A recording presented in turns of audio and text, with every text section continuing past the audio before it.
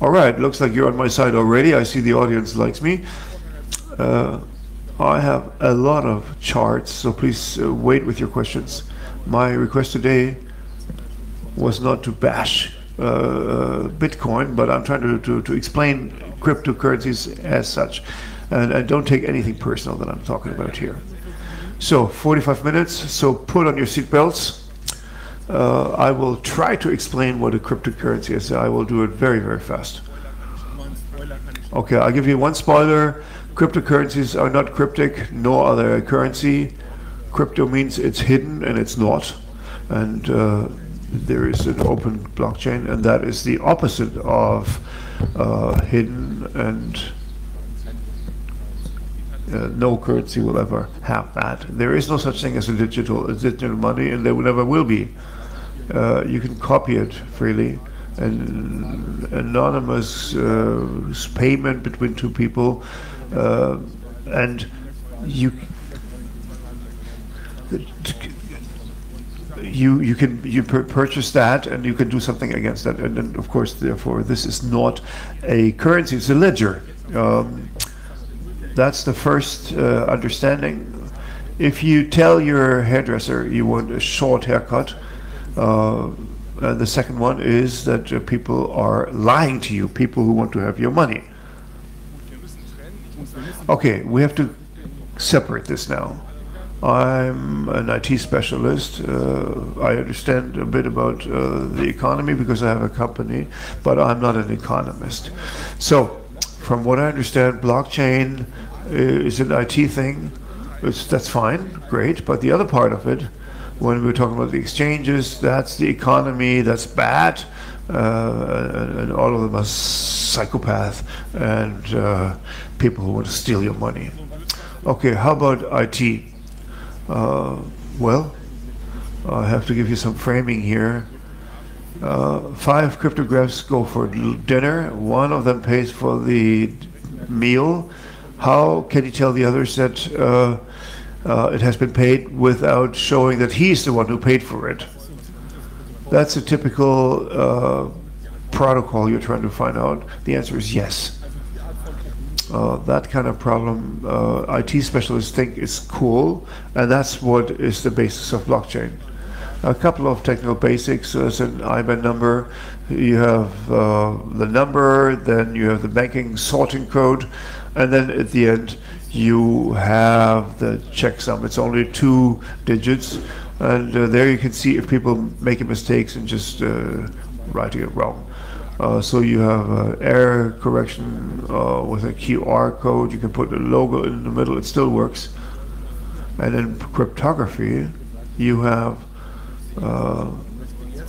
you only want to be able to cannot construct data with the check data, and you can not have a hash function with it. So you have an example here for, this is chart 250 SHA SHA 256, and that's a pretty long code, as you see. And what can you do with it? So it's just like Jewish poker, and everybody makes up a number, and whoever has the biggest is the winner. That the first one hears the number, but of course the second one knows the first number, therefore you can put on another one. That's what you call Jewish poker in that story by Ephraim Kishon. And then you have the pre-commitment. What can I do with it? This is from a document, and they put some blocks into the ground. So we had that at the beginning with WikiLeaks, but we don't show it to you yet. We say we have committed, but we don't show you yet. What else can you do? You can do a log data, log file. So if you want to have a protocol of what you've done, you have a hash for each chain. So you put the previous hash into your information, but if anything is changed, then everything else is broken. If only one of them is somehow compromised, and that's called the hash chain. It's not hash chain. It's not the previous word for blockchain. It's an old story, completely different. What else can you do with it? You can fight spam. So if somebody gets to my mail server and has a mail from me, and my mail server says, okay, these are a couple of random figures, and they say, for example, 15, and the other guy has to find a number where the hash on my number and his random number should be 0. And you can only do that by simply trying it out. So you try it out until you have 15 zeros, and each 0 doubles the work that you have to perform. So for 15 attempts, you need 2 to the power 15 attempts. And that is almost 40,000. So that's proof of work, blockchain. That was actually made for fighting spam. Why am I talking about this? These are the tools that we had on the table. IT is not a science. It's also an engineering discipline. And there you have tools, and you build something with these tools. This is what there was before. I don't explain signatures here. You have that digital signature, you have that on your ID card. But from these tools, somebody put together Bitcoin. It looks like the way it is because that's the way it is. Nobody wanted to burn the planet. It was just a way to build it. All right. Blockchain. It's a trusted third party. It seemed to be a problem that was unsolvable in the past. And in the context of IT, the question was, can you do it without a trusted third party? Trusted third party is a standard model. If you want to negotiate something and I don't trust you, then I have a notary public, or I write a contract, and then the state basically, or the court of law, is the third party. So the question that we're trying to resolve here is that you do a transaction where both sides do not trust each other and don't even know each other. That's the innovation. So I have my tools. This is the issue now. That's it. So now I'm a new engineer, and I want to build some Bitcoin. And the initiation would be, I have a digital signature. I say, I owe Fred 10 euros. And I give it to Fred. And he goes to the supermarket, and he just takes my piece of paper, and the supermarket will accept that and take that as a $10 title. The question is, am I the first one who's actually getting this $10 title, or has he already done his shopping somewhere else? And for that, you need some kind of bookkeeping. And this IOU must be registered somewhere, and this promissory note then is managed in that kind of bookkeeping. So you need some kind of accounting system. So he knows who I am. That of course has an impact on my private sphere. So it could be anybody. So this is the idea that you have your level of privacy. But if I need to carry out a payment from one of my wallets, he knows I'm a wallet, and that's the end of my privacy. So the next question is, whose bookkeeping do I take? I'm not going to take Fred's because he's the one who owes me money, but if he shows it to his buddies, they could also be doctoring it. So either I have a trusted third party, which I just didn't want, or I do a bookkeeping that is worldwide. So it would be a public bookkeeping. That's what blockchain is all about. So let's say we have a joint bookkeeping system. So this is not actually that we are traitors to our main aim, but for that we need to have a log that is manipulation evident, in other words, hash chaining. So none of this is black magic. These were the tools that were available. I put them together, and then they were synchronized. So if I have a log like this, it can be very, very massively large. They don't even fit into your computer anymore. Basically, you need a copy for each participant. Most people don't even use Bitcoin and have somebody else doing it for them. So then you don't have the trusted third party anymore, and it doesn't work like that. So we are looking into depth and looking how we can manage that. The innovation of Bitcoin is how we can do that. And we do that with economical stimulation so that we can move forward.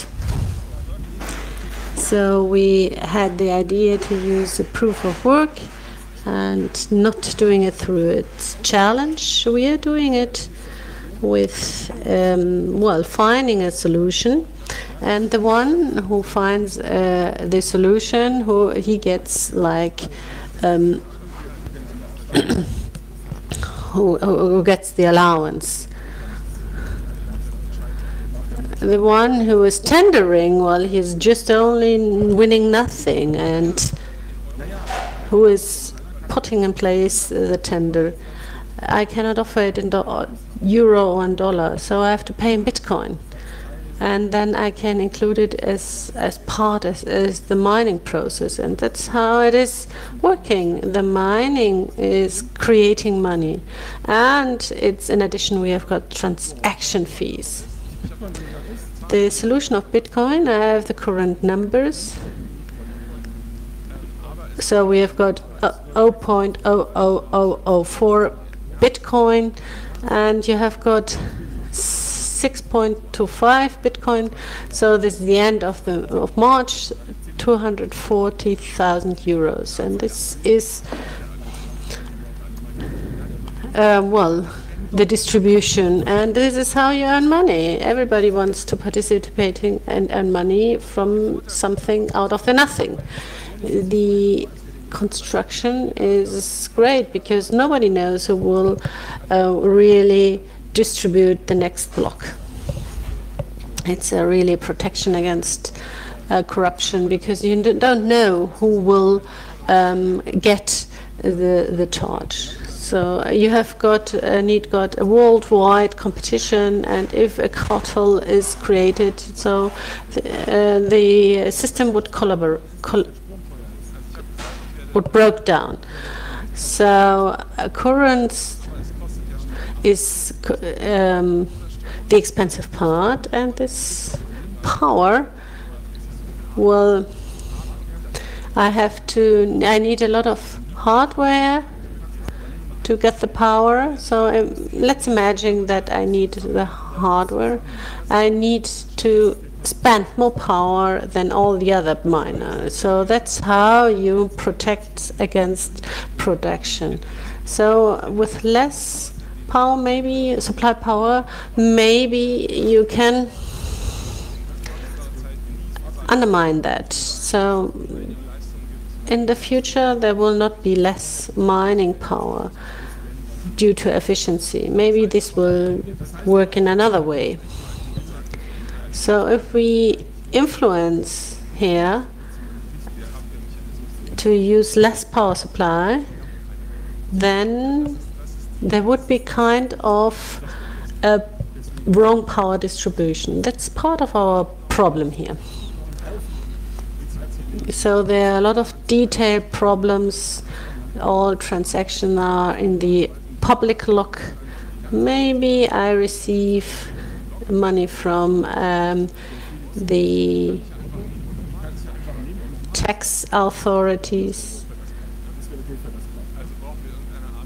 and we need therefore a replay attack protection, and Bitcoin is doing like that. We just have valuable coins, and there are always created new coins when I do a transaction. So that means that the coin disappears. That's how it's working. Bitcoin is clever. It's not a stupid system. Nobody is incompetent here. It's a really state-of-the-art.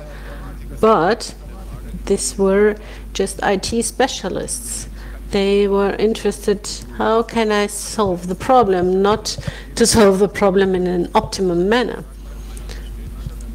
As said, there is created, that the money is created through the mining, and every 4 years the payout is halved, and this is the problem.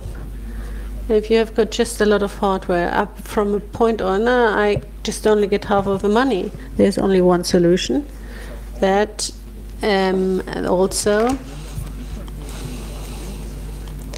the rate should be inflated, and that's what happens.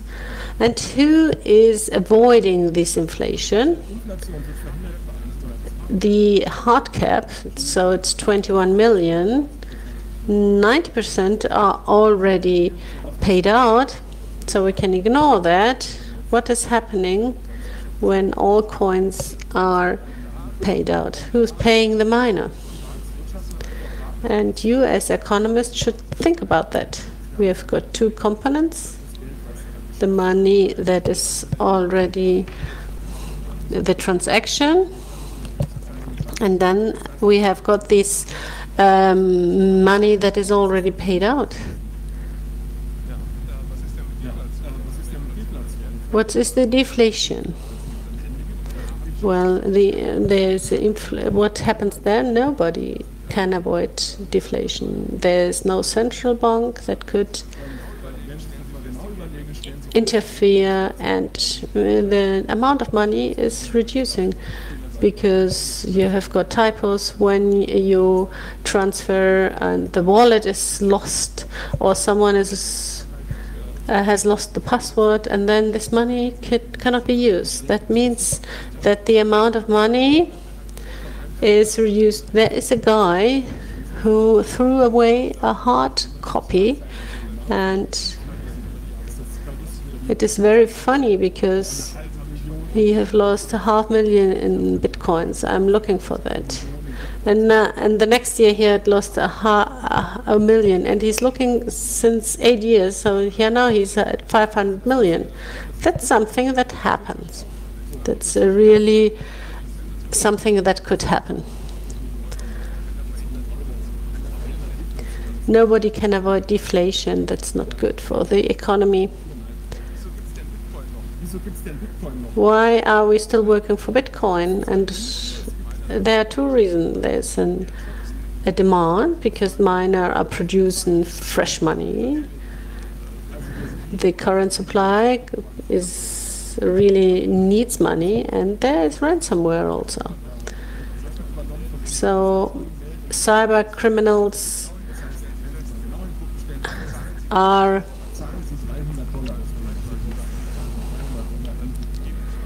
you need to pay $300, and this is very cheap. It doesn't matter how many bitcoins that is, and the value of tomorrow. So they are extorting you, and blackmailing you, and that's the reason why we have got a Bitcoin market. We have demand for that, and it's not organically to give them a name. What are the application? The most important application is to avoid any restrictions. Renminbi for China, and you couldn't change it for dollar. You bought electricity for that, and then you mined it in bitcoins, and with the bitcoins you could buy dollar. And China stopped this, and still you cannot regulate this. So still they are mining, but there are funny stories about that. It's not important as well. So states are already, or governments are already prohibiting the bitcoins. Bitcoin is a closed system. Miners are paid in Bitcoin. Transactions are from Bitcoin to Bitcoin. Bitcoin is only creating Bitcoin. That means that the transfer to dollar is separated, that are the exchanges. And especially every dollar that someone is getting must be given by someone. So these are the fluctuations of the money, but if you are investing into Bitcoin and you expect more money tomorrow, then you are waiting, expecting that there is an idiot who is paying in. Bitcoin by itself, it's not already zero sum, it's negative sum, because the miner need to pay their bills. So if you've got an invitation from Bitcoin, you are paying the miner, and they are paying with that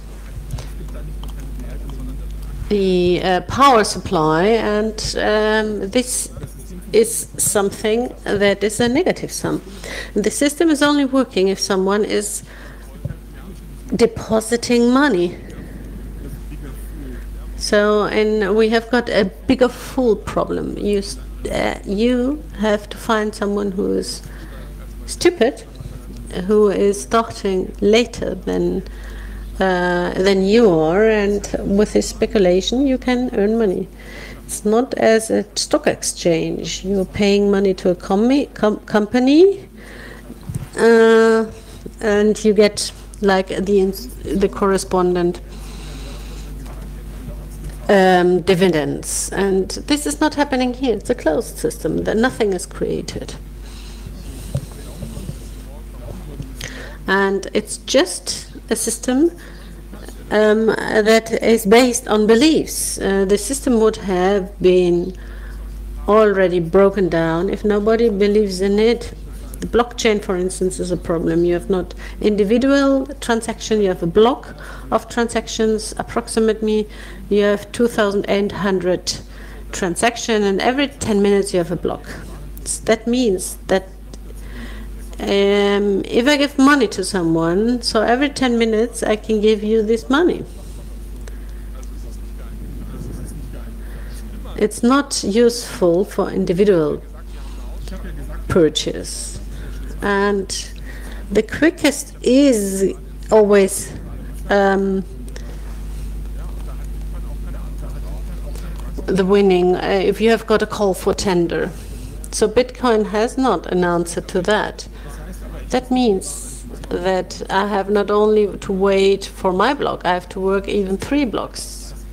So maybe I have to wait 30 minutes. So depending on the importance and depending on the transaction. So that means that you have more. What happens if you have several transactions, more than are capable in one block? To give you an example, for instance, you can use, well, some bribery money, and the miner is, well, accepting those who have got the highest amount of bribery money. So supposedly the fee is $1, €1, and but maybe you need to add to that $10 of bribery money. So if you have paid attention, me as starter of the transaction really need to be interested in starting this transaction. This is only working because I am pushing this transaction forward. And it's only happening with money, not when you have using like any other protection, so, and other identity. So it's a non-starter. As long as you pay, you get, you start your blockchain. And you need to find someone who's stupid enough to invest this money. So calculating the transaction per second, it's approximately 2,800 transactions per block. So generally it's also a problem. So if you are rolling out the server as a payment option, this is not working fine. Until this point, we know that Bitcoin is really complex, and the procedure is only that because well, it's driven by the procedure, and it's not a brilliant solution. All right. So from the transactions, the fees and so on, as we've seen, it is actually not good for practical application, and it doesn't make any sense because 1,800 euros per transaction makes sense. It's not worth doing. All right, but there are ways of making it possible, of saving it. Lightning might be one of those ideas. Lightning is being shown as the answer for Bitcoin problems. There are two problems with Bitcoins. One is that you have to wait until a transaction is through, 30 minutes plus that it's so expensive. The idea of Lightning is, like with dark pools, P2P, that they try to solve it internally. Lightning idea is that you have an escrow channel. So I don't have a global system anymore, but a point-to-point system. Two sides that negotiate, and they have a contract. And basically it's a contract. It's point-to-point. So double spending has been taken care of. And you know how important this point-to-point is, and you don't need any booking money anymore. But how do I know if I can trust the other party? And Lightning doesn't provide an answer to that. So if I don't open a channel for 1,000 euros, and both will enter 1,000 euros into that, and then up into that 1,000 euros, they can have a small transaction up to 1,000 euros, and then at the end of the negotiation, they open it up, and then you pay out the remainder. But again, it's not good for practical application. The first thing is, let's say I want to put it over a supermarket, then the supermarket would have to actually deposit 1,000 euros into it. Why would they do that? It's absurd. They don't want to give me money, they only want to get paid. So it's bad. And the Lightning people say, all right, well, we can build a network. So we have a lot of point-to-point communication between two people. But why should they do that? Well, they can ask for fees, and then the market is going to take care of it. Yeah, sure. Market is going to take care of everything. But Lightning doesn't mean that the fees will go lower, because just the fact that they go faster, that's already good enough. So I don't believe that the transaction fees are going to go down. And then you have the issues with data protection. You don't know how great that is. You would have to find out for yourself if the privacy features are adhered to. And then you don't have a channel with a supermarket, but to a node. But if node is basically a bank, it's just like what we don't want anymore. It's a bank, but we don't call it that.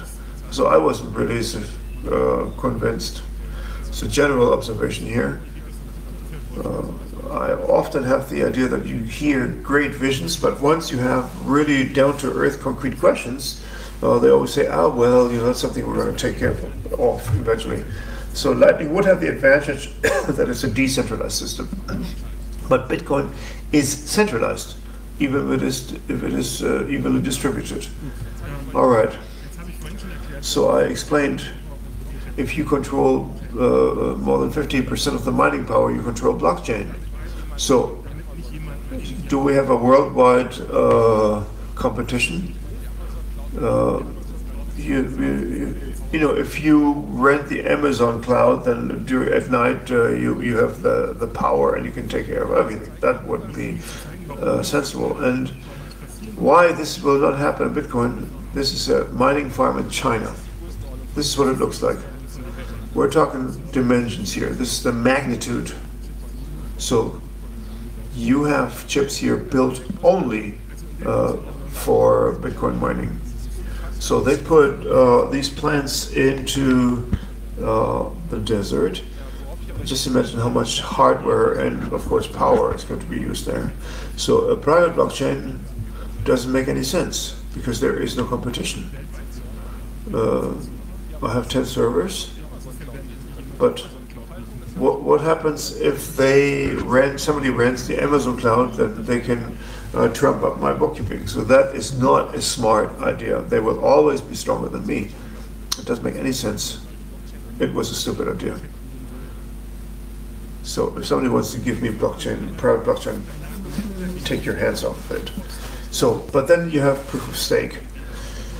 The idea that I can rent the Amazon cloud, well, there's something you could do about that.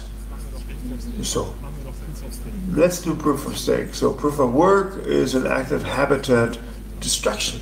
If you look at it, it's a mirage.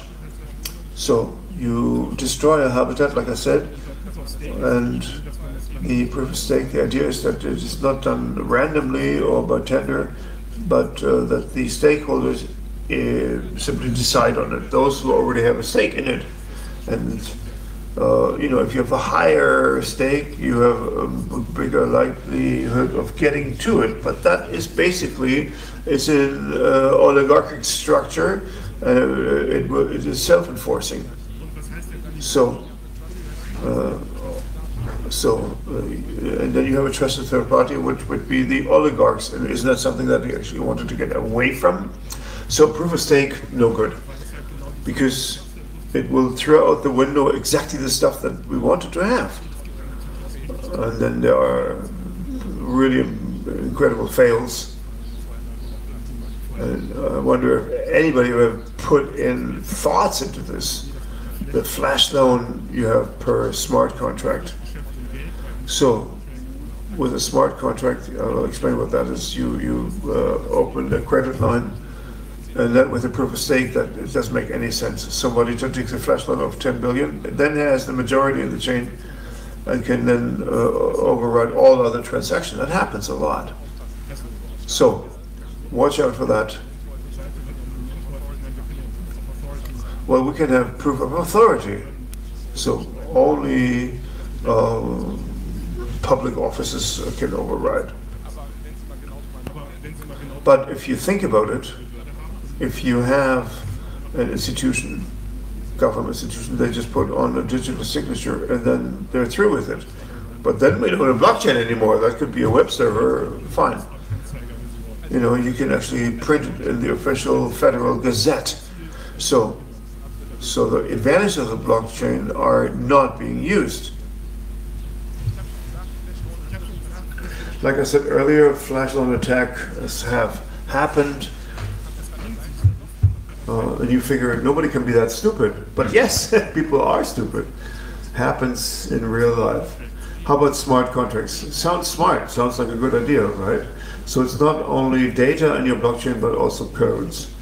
So the miners carry out the code and they react to events. But if you look at it, there are a couple of assumptions here. So, and everything, your loan and also the entry in the land register, everything is in the same code. And that is exactly the problem with the smart contracts. Let's say we bet on horses. Okay? If my horse wins, I get the money in. But how does the smart contract know which horse has won? It won't know. Cannot know. And then you need somebody to tell it who won. And that's a trusted third party. And if that person doesn't say, yes, that horse has won, well, then I don't get my money. Or the other way around, what happens? What happens if I die and I want to pass it on to my children? Let's say you have a Bitcoin wallet and your password is gone and then nobody can access it. And so what do you do? A smart contract that would carry that out automatically. But how does the smart contract know that I have actually died? It doesn't work. Let's say I want to initiate an event, it doesn't work. And again, I would need to have a third party, and that's exactly what I didn't want. So you see, this is an oracle. You look at the DeFi people, so Oracle is a web service that makes data from blockchain visible, and that's a trusted third party. And if you want that, well, you don't need blockchain anymore. Smart contracts may be a solution, but it's not a solution to a problem that you don't have. And this is the point that is important to me, because I do proof audits. People do not know how to program. The code is bad and it's getting worse.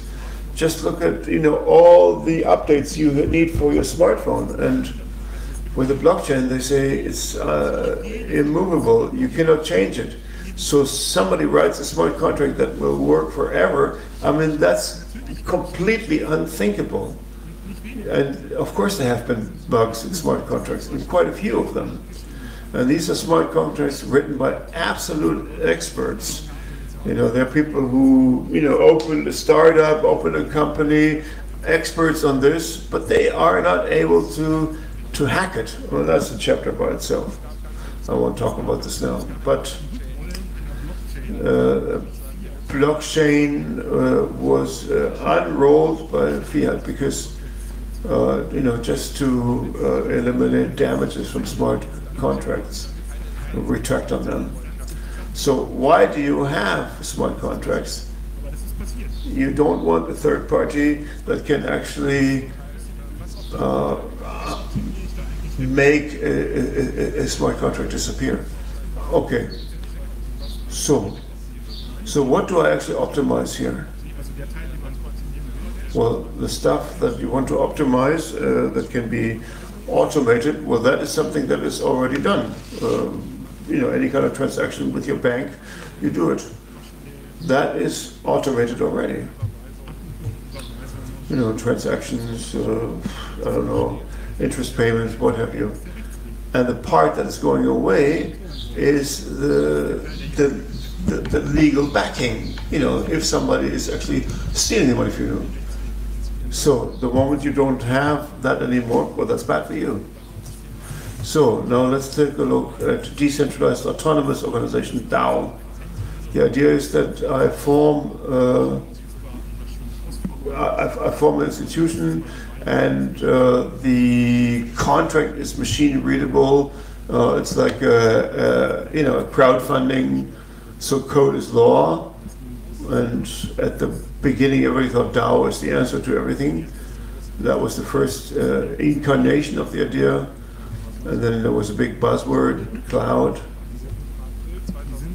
But in April of 2016 they started, and in June 2016 somebody found a bug and took away 1/3 of the capital. And that was a proof of concept to say you should do that, just hack into it. So they did for hard fork to get their money back. That's what Ethereum had to do. All of that sounds like sci-fi or Star Wars, but no, this is something that actually did happen. NFT, some of you may have tried that. There's a great Jokster's first tweet. He's the guy who founded Twitter.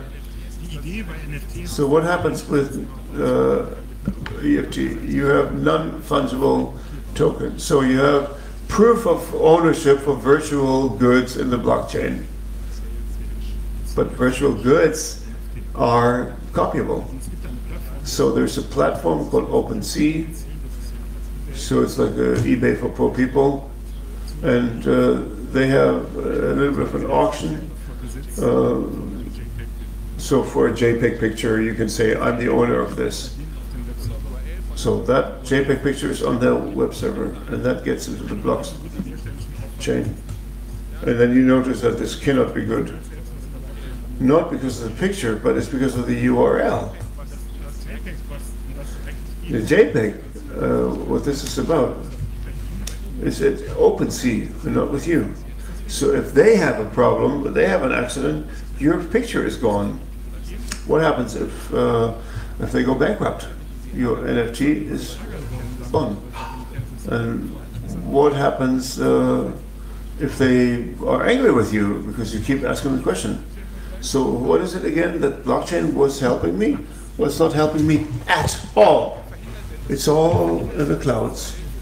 And but they can make sure that you don't have two NFTs in the same URL. Can you?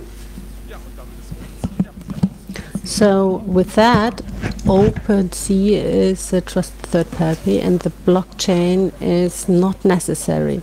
Trusted third party was the change.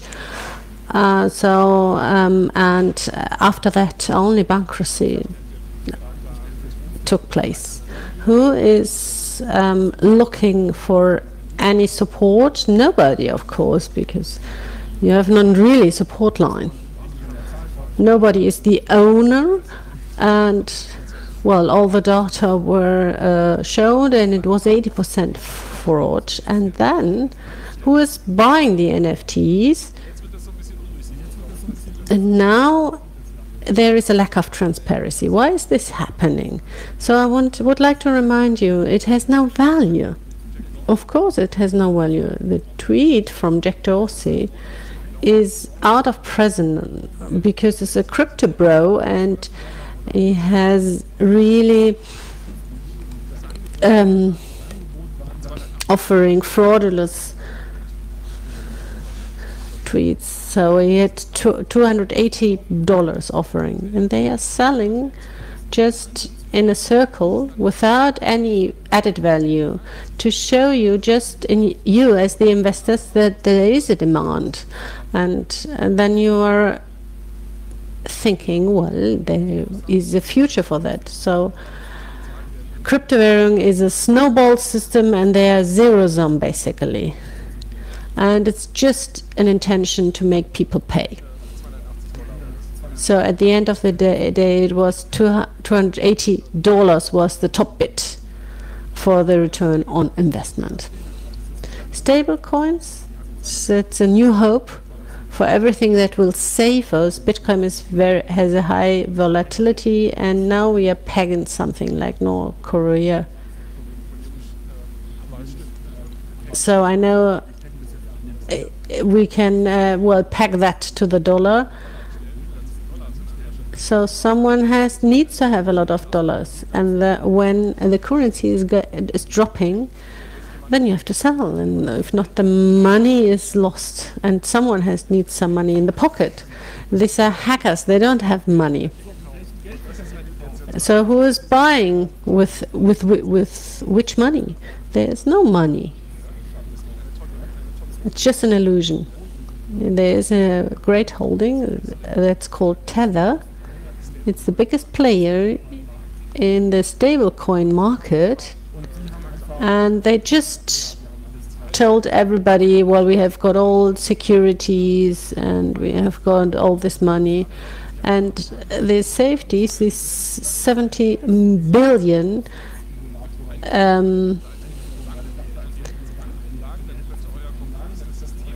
was really a problem. And then it was too big to fail, and then when the US regulator intervened, and then Tether is really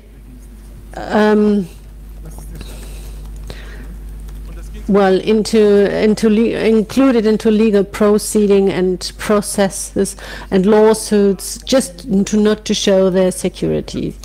And there are really interesting headlines, like $1 million for everybody who can show these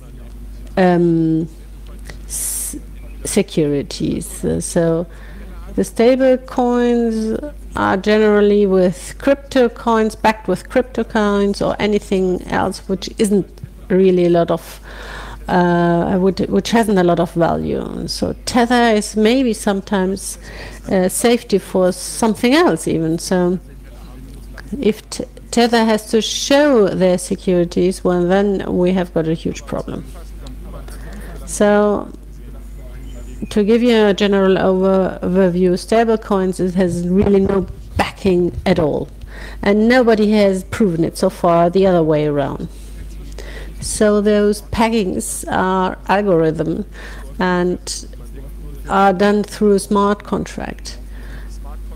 I will give you an example. Smart contracts have bugs, and then the security meant as a pegging is lost. And this is happening very often. Luna, for instance, Luna Foundation has broken down.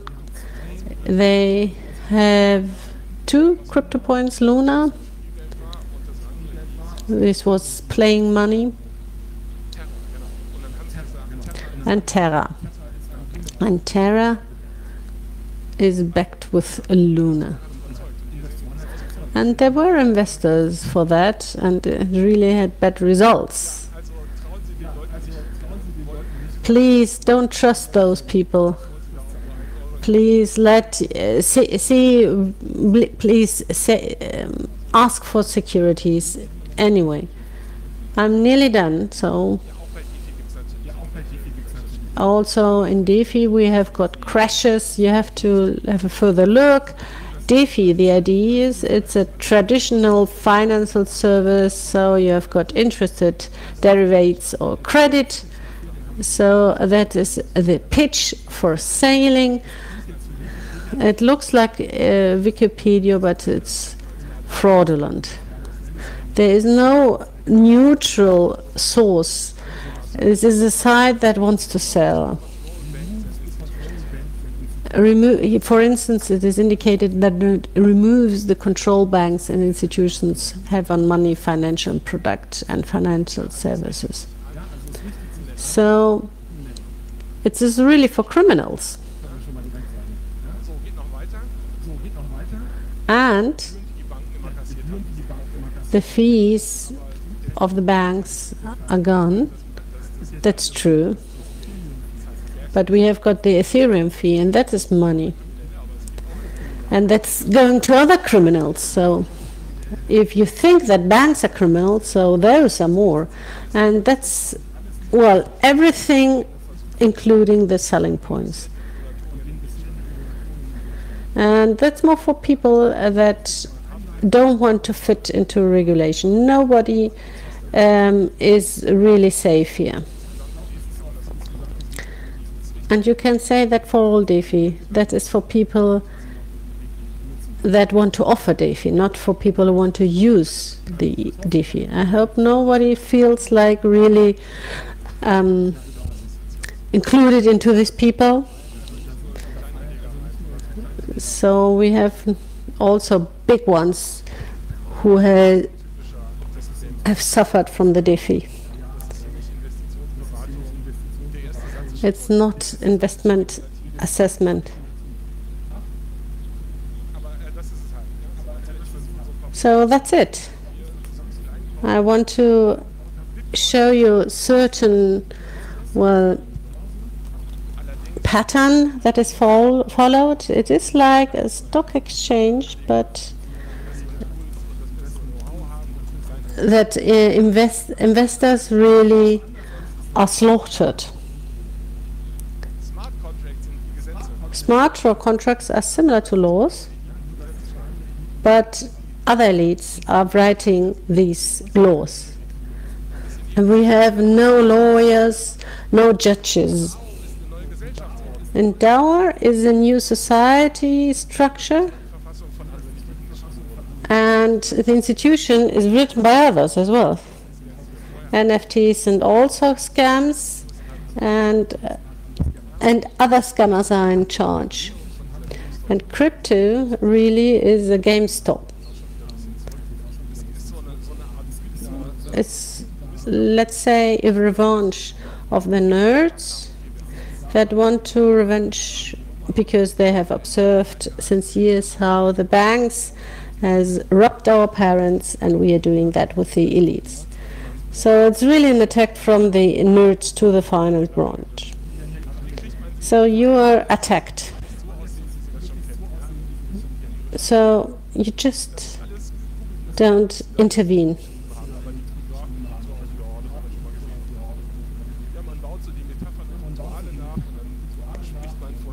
You construct those metaphors and those rituals, and it looks like a correction and so on. So why I am all warning you? And I'm really a little bit like Jeff Goldblum in Jurassic Park, but nobody's listening to me. So at least I warned you beforehand.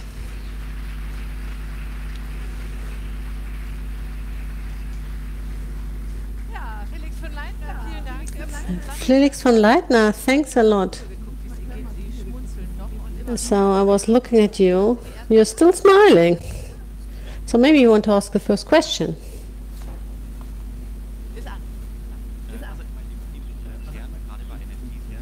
So of course, NFT and stablecoins, I totally with you. I totally think you're right. And what you are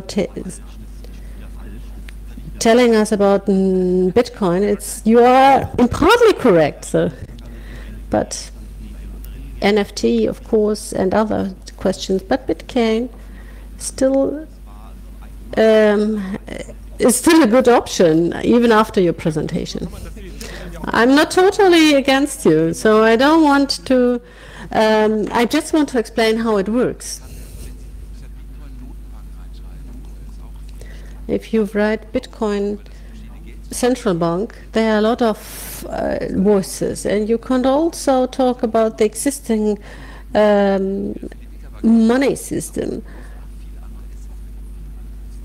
But a lot of assets were very interesting to read about in your presentation. Thanks a lot for this great presentation. We have seen us beforehand. Two questions. These 90 euros per transaction, I don't understand it. That means when I buy, for instance, at a supermarket, one bubblegum, this would cost 90 euros, or it is based on $1 million. And the second one is, you have mentioned, when if there are new bitcoins, then we will not live any longer. Then this will cost something. What, from your point of view, will provoke the collapse? Because the people of ransomware are finding another method. Where will the ice break? And maybe the tulipan will break through the ice. The $90 is a number that you need €1 of transaction fee, and then you need $90 in addition to push the transaction, and then you have got the protected money that is still appreciated as inflation, which is one chart and showed people that are already in this system, that are costs that are raising up per transactions. Only partly of them, these costs will be on your bill, and the rest will be paid by someone. So to do a forecast is very difficult. I don't know when this bubble will break. I have no clue. But on the other hand, stupid people are a resource that is growing more and more. I don't know. Still, I see a real danger. I have no bitcoins. All because of moral reasons, and I don't think it is correct. And even if I'm clever enough to leave the system quickly, it's still a ruin. People are still there inside, and people are losing. So, here in the front. One last question for fraudulent people and those who steal. Well, you have the interfaces And you have companies where things like that have happened with smart contracts and so on. You pointed it out. And 17, 18, you had this increase of Bitcoin. And there, you know, that was the first major increase. And there, University of Texas carried out an investigation. I looked at it.